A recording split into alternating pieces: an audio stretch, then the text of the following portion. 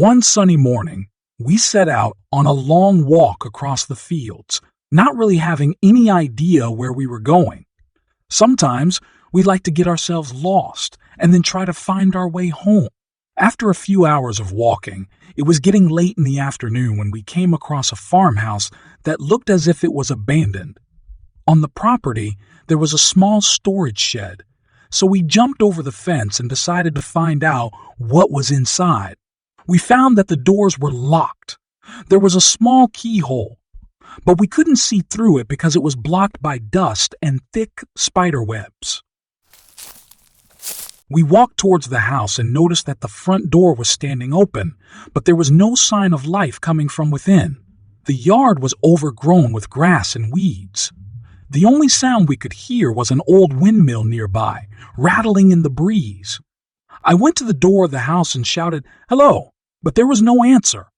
I notice a funny smell that makes me want to pass out. It was the stench of damp, mold, and decay. I stepped inside. There were clothes and papers everywhere and some cardboard boxes. There was also an old bed, some racks of moth-eaten clothes, a leather armchair. I took a few steps forward and the smell seemed to get worse.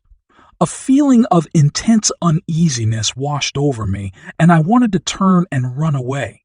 Just then, something caught my eye.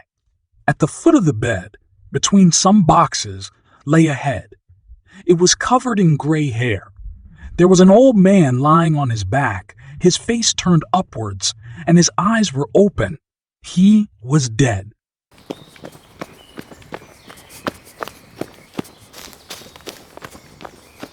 I let out a horrified yell, then grabbed my cousin by the arm, and we both ran as fast as we could. As we fled across the yard, we were passing the shed outside when the door locked suddenly.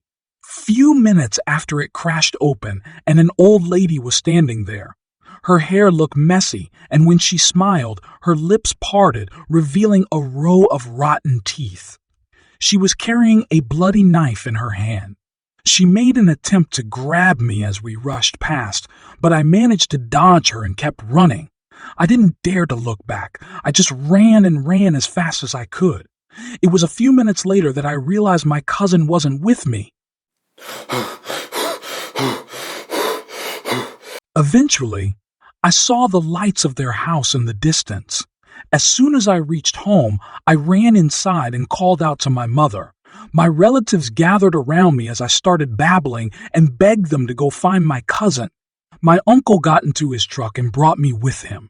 Eventually, we found the old farmhouse, but my cousin wasn't there. I didn't see the old man or old woman either. After searching for a while, my uncle called the police. A few days later, my cousin still had not been found. The farm was searched from top to bottom, but there was no trace of him, and he remains missing to this day. It's one of the biggest unsolved mysteries in the region.